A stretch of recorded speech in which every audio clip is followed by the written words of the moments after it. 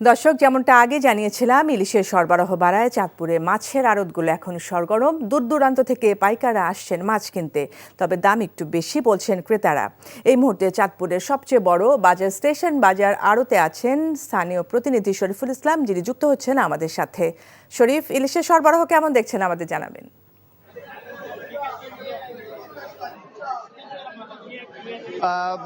চাঁদপুরের Padma মেঘনায় March April 2 মাসের যে নিষেধাজ্ঞা কাটিয়ে আজকে ইলিশ ধরার 23তম দিন আসলে অতিবাহিত হচ্ছে।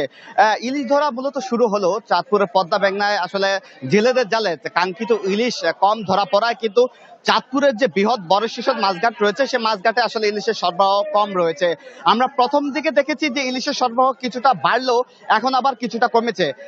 আজকে মোটামুটি বলা চলে যে কিছুটা ইলিশের সরবরাহ রয়েছে, যদিও এই 23তম দিনে এখনো ইলিশের দাম একেবারেই বলা চলে যে নাগালের বাইরে রয়েছে।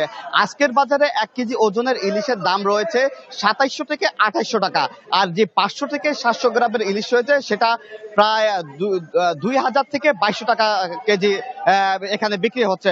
মূলত হচ্ছে যে ইলিশের সরবরাহ বাড়লে এখানকার যে বাজার রয়েছে সেই বাজারে ইলিশের মোটামুটি দাম কমে। আমরা অন্যান্য বছরে দেখেছি যে এই সময়তে মোটামুটি 300 থেকে 500 মন ইলিশ সরবরাহ হতো, তবে এই বছর আসে তার উল্টো চিত্র। বলা চলে যে ইলিশের সরবরাহ কমে একবারে 50 থেকে 100 মন এসে দাঁড়িয়েছে। প্রতিদিন কিন্তু মানুষ দূর দূরান্ত থেকে মানুষ এই স্থানে ইলিশ কেনার জন্য আসেন, কিন্তু দাম একেবারে উচ্চ বৃদ্ধি থাকার কারণে কিন্তু অনেকে হতাশ হয়ে কিন্তু বাড়ি ফিরে যাচ্ছেন।